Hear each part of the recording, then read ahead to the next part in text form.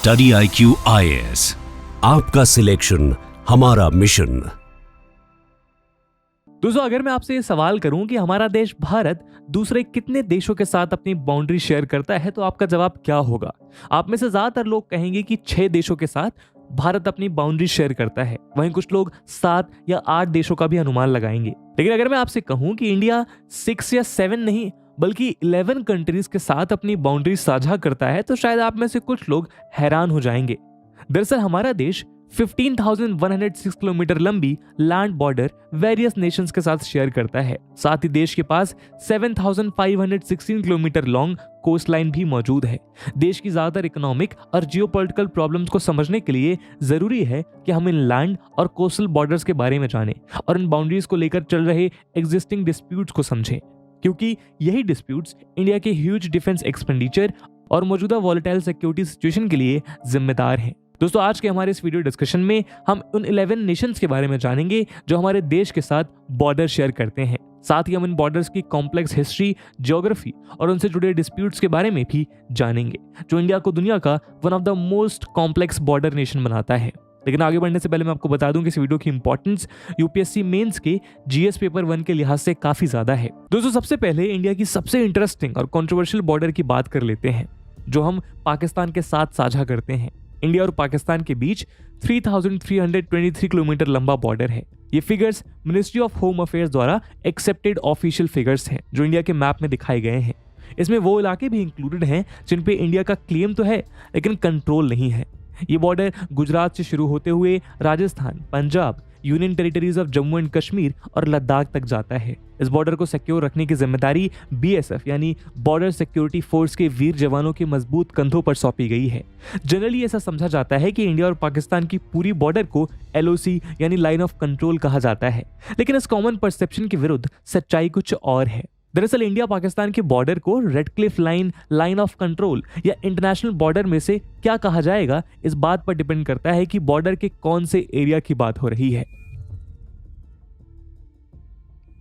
दरअसल इंडिपेंडेंस के समय ब्रिटिश सरकार ने इंडिया का पार्टीशन करके पाकिस्तान क्रिएट किया और दोनों बाउंड्री कमिटीज के चेयरमैन साइरिल रेडक्लिफ के नाम पर बॉर्डर का नाम रेड क्लिफ लाइन पड़ा।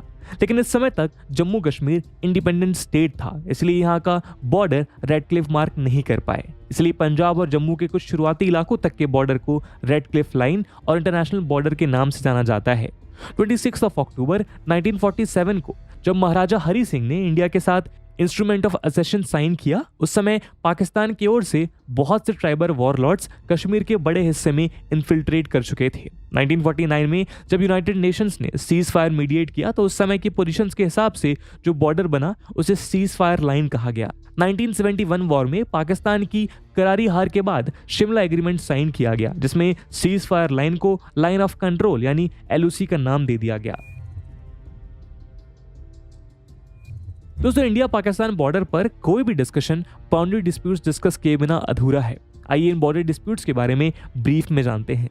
पहला डिस्प्यूट है पाकिस्तान द्वारा जम्मू एंड कश्मीर के बहुत से हिस्सों पर किए गए इलीगल ऑक्यूपेशन पर। 1949 की सीज फायर लाइन के अनुसार पाकिस्तान ऑक्युपाइड कश्मीर यानी POK, जैसे पाकिस्तान आजाद कश्मीर कहता है, और लद्दाख के साथ लगने वाले गिलगित बाल्टिस्तान के इलाके को लेकर। गिलगित बाल्टिस्तान के साथ लगने वाला एक एरिया है जिसे सक्शगम वैली या ट्रांस काराकोरम ट्रैक्ट के नाम से जाना जाता है। 5300 स्क्वायर किलोमीटर वाला ये इलाका कभी भी पाकिस्तान के कंट्रोल में नहीं था, लेकिन 1963 के सिनो पाकिस्तान एग्रीमेंट के अनुसार पाकिस्तान ने इस एरिया पर चाइनीज सोवरेनिटी एक्सेप्ट कर ली, या फिर दूसरी भाषा में हम कह सकते हैं कि एक तरह से पाकिस्तान ने ये इलाका चाइना को गिफ्ट कर दिया। बदले में चाइना ने गिलगित बाल्टिस्तान के ऊपर पाकिस्तान की सोवरेनिटी एक्सेप्ट करके एक्चुअल ग्राउंड पोजीशंस के मुताबिक एक इंटरनेशनल बॉर्डर बना दिया। आज भी इस एरिया पर इंडिया अपना लीगल क्लेम करता है। इसके अलावा एक बड़ा डिस्प्यूट सियाचिन को लेकर भी है, जो दुनिया का हाईएस्ट बैटल ग्राउंड माना जाता है। 2600 स्क्वायर किलोमीटर वाला ये एरिया लद्दाख और गिलगित बाल्टिस्तान के बीच सिचुएटेड है। 1949 की UN mediated cease fire line point NJ 9842 तक ही डिमार्केट की गई थी, जो सियाचिन ग्लेशियर के फुट पर है। इसके आगे का इलाका इतना इनएक्सेसिबल था कि किसी ने सोचा ही नहीं था कि वहां कोई इंसान भी जा सकता है, इसलिए वहां बाउंड्री डिमार्केट नहीं की गई। डिस्प्यूट तब शुरू हुआ जब 1984 में ऑपरेशन मेघदूत के थ्रू इंडिया ने सियाचिन ग्लेशियर सक्सेसफुली गेन कर लिया और 1987 में ऑपरेशन राजीव के थ्रू सियाचिन ग्लेशियर और उसके ट्रिब्यूटरी ग्लेशियर्स के साथ मेन पासेस और साल्टोरो रिज की पीक्स पर इंडिया ने अपनी पकड़ पक्की कर ली। साल्टोरो रिज के वेस्ट की ग्लेशियल वैलीज को पाकिस्तान कंट्रोल करता है। इस एरिया में बॉर्डर को एक्चुअल ग्राउंड पोजीशन लाइन यानी एजीपीएल कहा जाता है। चलिए अब इंडिया पाकिस्तान बॉर्डर से थोड़ा आगे बढ़ते हैं और बात करते हैं इंडिया अफगानिस्तान बॉर्डर की। दोस्तों, इंडिया अफगानिस्तान बॉर्डर का नाम सुनकर अगर आप सोच में पड़ गए हैं तो आप अकेले ऐसे इंसान नहीं हैं। दरअसल इंडिया अफगानिस्तान बॉर्डर के बारे में आम जनता के बीच इतनी कम जानकारी है कि ज्यादातर लोगों को इस बात का इल्म भी नहीं है कि इंडिया अफगानिस्तान के साथ भी कोई बॉर्डर शेयर करता है। यहाँ तक कि एक बार पार्लियामेंट में भी एक नेताजी ने ये सवाल पूछ लिया था कि अफगानिस्तान के साथ भला हम कौन सा बॉर्डर साझा करते हैं। वैसे तो ये बात अपने आप में बड़ी हास्यात्मक है कि देश के आम लोगों से लेकर देश के नेताओं तक किसी को इस तरह की जानकारी कैसे नहीं है। लेकिन शायद इसकी वजह यह है कि अफगानिस्तान के साथ लगने वाला बाउंड्रिंग इलाका इंडिया के कंट्रोल में नहीं है, बल्कि सिर्फ इंडियन क्लेम के अनुसार अफगानिस्तान के साथ इंडिया का बॉर्डर लगता है। इस पतले से स्ट्रिप ऑफ लैंड की लेंथ महज 106 किलोमीटर की है, जो वाखान कॉरिडोर के एज पे सिचुएटेड है। इस बॉर्डर की इंपॉर्टेंस इंडिया के लिए काफी ज्यादा है क्योंकि central Asia, Russia, west Asia और यूरोप के लिए ये एरिया एक गेटवे की तरह काम करता है और इन कंट्रीज के मार्केट्स को एक्सेस करने के लिए क्रिटिकल रोल प्ले कर सकता है। बिना इस जमीन के इंडिया सेंट्रल एशिया के लैंड रूट्स को एक्सेस करने के लिए पाकिस्तान के ऊपर डिपेंडेंट है। साथ ही स्मगलिंग, ऑर्गेनाइज्ड क्राइम और टेररिज्म को कंट्रोल करने के नजरिए से भी ये इलाका काफी महत्वपूर्ण है। तीसरा नंबर आता है एशिया में इंडिया के सबसे बड़े राइवल कहे जाने वाले और हाल ही के कुछ सालों में इंडिया के साथ शुरू हुए हॉटेस्ट बॉर्डर डिस्प्यूट वाले नेशन चाइना का। दोस्तों, इंडिया और चाइना एक लंबी लैंड बॉर्डर को शेयर करते हैं। इस बॉर्डर की लेंथ 3488 किलोमीटर है, यानी लेंथ के मामले में ये बॉर्डर इंडिया पाकिस्तान बॉर्डर से भी लंबा है। इस बॉर्डर की रखवाली इंडो तिब्बतन बॉर्डर पुलिस और स्पेशल फ्रंटियर फोर्स के सुरमा करते हैं। स्पेशल फ्रंटियर फोर्स एक स्पेशल फोर्स है जो इंडिया ने 1962 के सिनो इंडियन वॉर के बाद तिब्बतन रेफ्यूजीज से बनाई थी।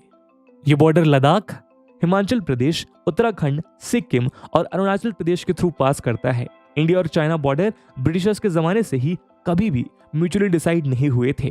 तिब्बत पर कब्जा करने के बाद चाइना इंडिया के दरवाजे पर आके खड़ा हो गया और इस वजह से दोनों नेशंस के बीच बहुत से बॉर्डर डिस्प्यूट्स स्टार्ट हुए।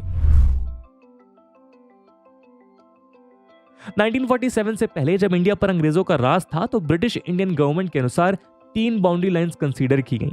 इंडिपेंडेंस के समय एक टाइम था जब चाइना ने इंडिया को बॉर्डर डिमार्केशन के लिए इनवाइट किया था, लेकिन इंडियन गवर्नमेंट ने इसे सीरियसली नहीं लिया और एक अनसर्टेन अनडिफाइंड बॉर्डर को कंटिन्यूड रखना बेहतर समझा।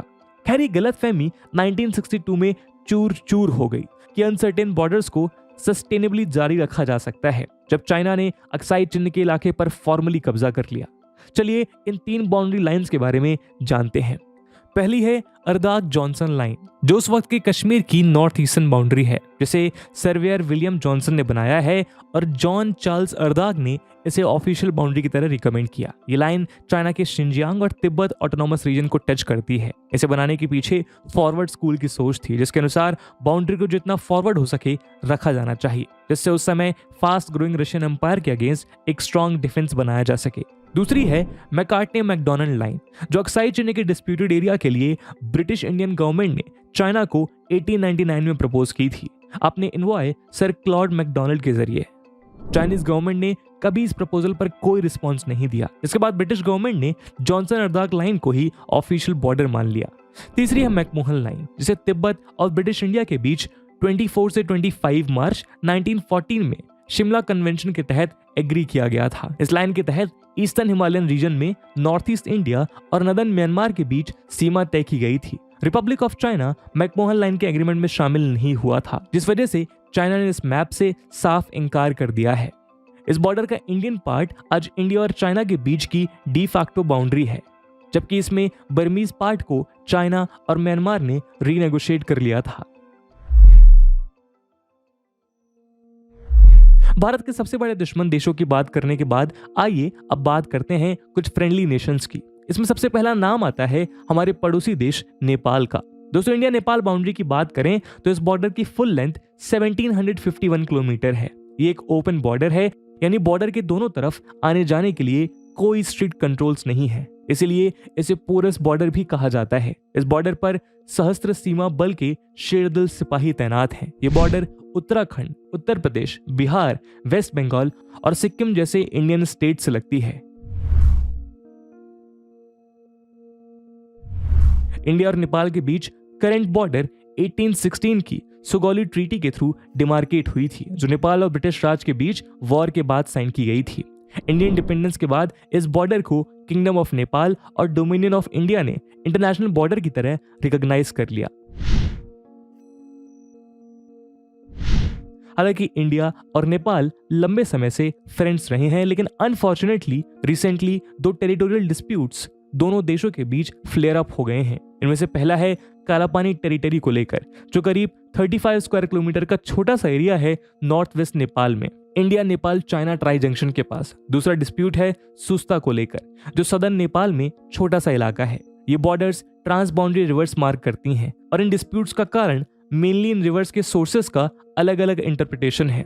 रिसेंटली नेपाल ने अपने कॉन्स्टिट्यूशन को अमेंड करके कुछ टेरिटरीज जो Indian side of the border पर हैं उन्हें अपने मैप में इंक्लूड कर लिया है, जिसने मैटर को ओवर कॉम्प्लिकेट कर दिया। तो सब हम बात करते हैं इंडिया के ऑल टाइम फ्रेंड कहे जाने वाले भूटान देश से लगने वाले बॉर्डर की। इंडिया भूटान बॉर्डर की टोटल लेंथ महज 699 किलोमीटर की है और ये भी इंडिया नेपाल की तरह एक ओपन बॉर्डर है। यहाँ भी सशस्त्र सीमा बल के जवान तैनात हैं। ये बॉर्डर असम, अरुणाचल प्रदेश, वेस्ट बंगाल और सिक्किम के थ्रू पास करता है। ब्रिटिश सरकार के समय वॉर के बाद ट्रीटी ऑफ सिंचुला और ट्रीटी ऑफ पुनाखा के थ्रू ये बॉर्डर डिमार्केट किए गए थे। 2006 में इंडिपेंडेंट इंडिया और भूटान के बीच final border demarcation treaty sign की गई। ये शायद इंडिया का एक अकेला बॉर्डर है जहां कोई मेजर डिस्प्यूट देखने को नहीं मिलता है। आइए अब बात करते हैं हमारे ईस्टर्न नेबर म्यांमार की। इंडिया म्यांमार के बीच 1643 किलोमीटर लंबा बॉर्डर है। इस बॉर्डर की खास बात है एक यूनिक अरेंजमेंट जिसका नाम फ्री मूवमेंट रेजीम है। एफएमआर के अंडर बॉर्डर के दोनों तरफ के ट्राइब्स को बॉर्डर के 16 किलोमीटर तक फ्री ट्रैवल करना अलाउड है, यानी travel without any visa restrictions. ऐसा इस एरिया की ट्राइब्स के बीच क्रॉस बॉर्डर फैमिली टाइज को देखते हुए किया गया है। इस बॉर्डर की रखवाली असम राइफल्स और इंडियन आर्मी की कंधों पर है। ये बॉर्डर अरुणाचल प्रदेश, नागालैंड, मणिपुर और मिजोरम के थ्रू पास होती है।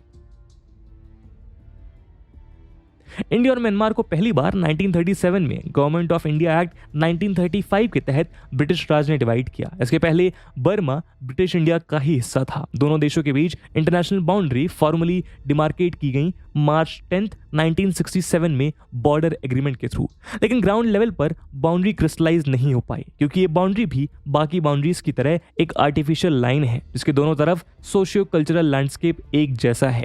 एज अ रिजल्ट ये बाउंड्री लाइन घरों और गांवों के बीच से निकलती है, जिसकी वजह से बहुत से ट्राइब्स डिवाइड हो गए। बाउंड्री के आर्टिफिशियल नेचर की वजह से ग्राउंड लेवल पर ट्राइब्स इसे मानने से मना कर चुके हैं और ये बॉर्डर डिस्प्यूट्स का एक मेजर कारण है।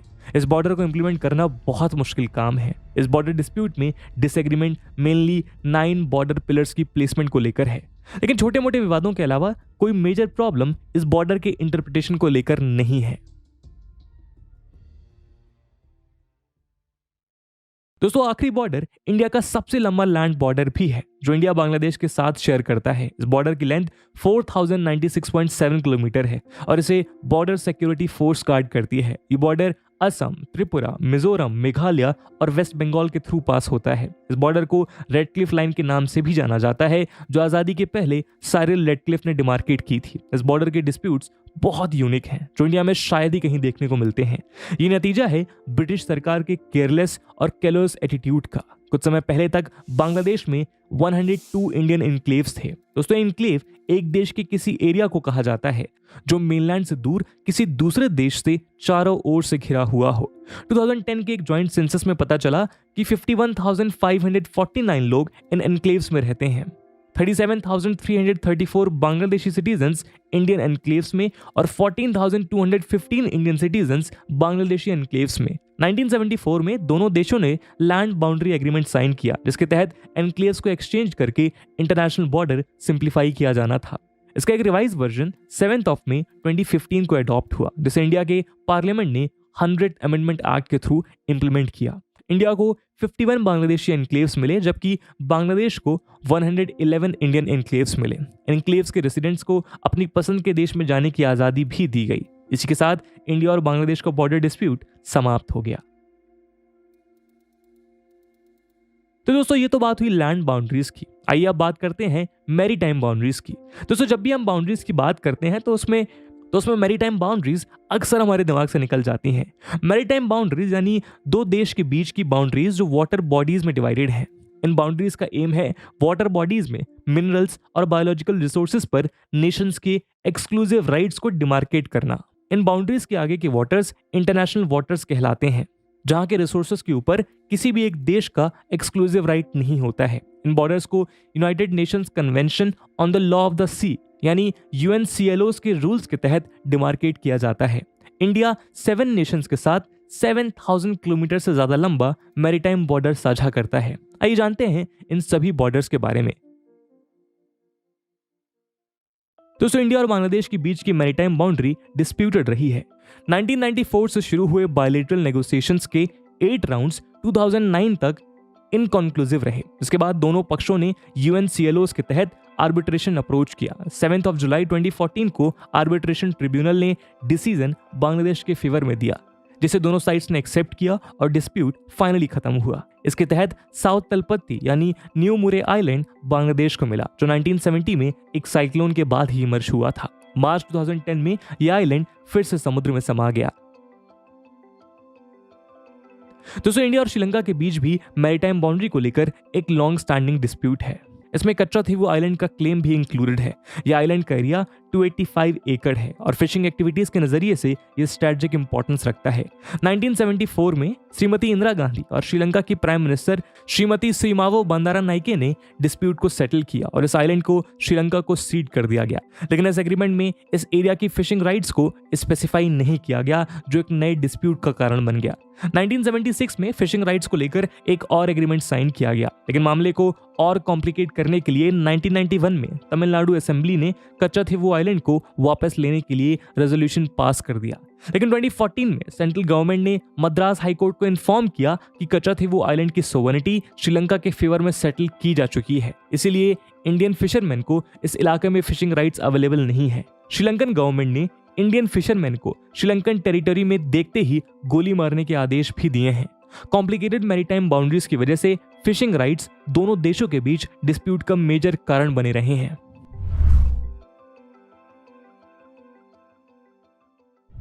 दोस्तों आइए अब बात करते हैं उसकी जिसका इंतजार आप सब कर रहे होंगे, यानी इंडिया पाकिस्तान मैरीटाइम बाउंड्री की। यहाँ डिस्प्यूट सर क्रीक नाम की एक वाटर बॉडी को लेकर है। सर क्रीक का ओरिजिनल नाम बनगंगा था।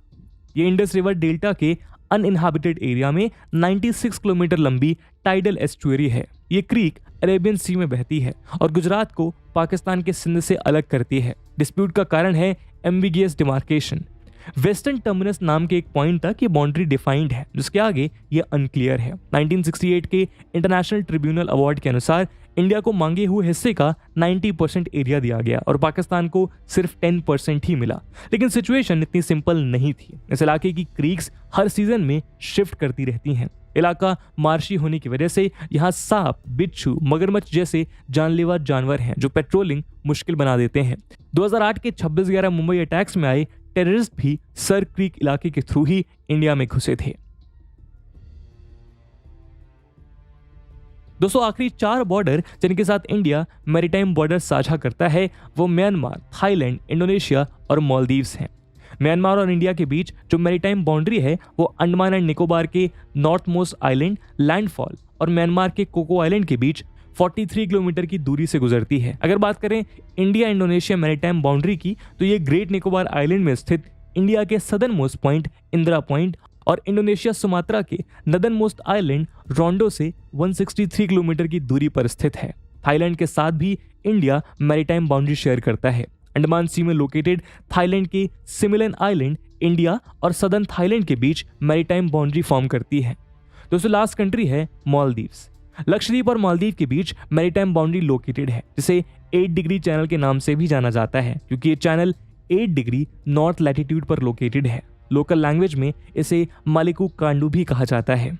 तो दोस्तों ये थे वो सभी नेशंस जिनके साथ इंडिया बाउंड्री शेयर करता है, जहां पाकिस्तान, अफगानिस्तान, चाइना, नेपाल, भूटान, बांग्लादेश और म्यांमार वो 7 देश हैं जिनके साथ इंडिया लैंड बाउंड्री शेयर करता है। वहीं Pakistan, Sri Lanka, Bangladesh, Myanmar, Thailand, Indonesia और मालदीव्स वो 7 नेशंस हैं जिनके साथ इंडिया मैरीटाइम बाउंड्री साझा करता है। आज की वीडियो को यहीं विराम देते हैं। हो सकता है इस वीडियो में हमने बहुत सारे डिस्प्यूट्स को इन डेप्थ कवर ना किया हो, क्योंकि इस वीडियो का मेन मकसद इंटरनेशनल बॉर्डर्स को रिप्रेजेंट करना था मैप्स के थ्रू। अगर आपको लगता है कि किसी एक पर्टिकुलर टॉपिक को इन डेप्थ कवर किया जाना चाहिए तो कमेंट सेक्शन में ज़रूर बताइएगा। और जैसा कि हमने वीडियो के पहले भाग में बताया था कि इस वीडियो की इंपॉर्टेंस यूपीएससी मेंस के लिहाज से बहुत ज़्यादा है, तो इसी इंपॉर्टेंस को देखते हुए एक सवाल हम आपके लिए छोड़कर जा रहे हैं जिसको आपको कमेंट सेक्शन में आंसर करना है। And the question is, describe the reasons behind the land and maritime boundary disputes between India and Pakistan. Also discuss the possible solutions to these disputes. And with this question my friends, that's it for the video. I hope आपको video पसंद आया होगा, और अगर पसंद आया है तो अपने दोस्तों के साथ साझा करना मत भूलिएगा। हम मिलते हैं अगले वीडियो में, तब तक के लिए जय हिंद, जय भारत। स्टडी IQ IAS, आपका सिलेक्शन हमारा मिशन।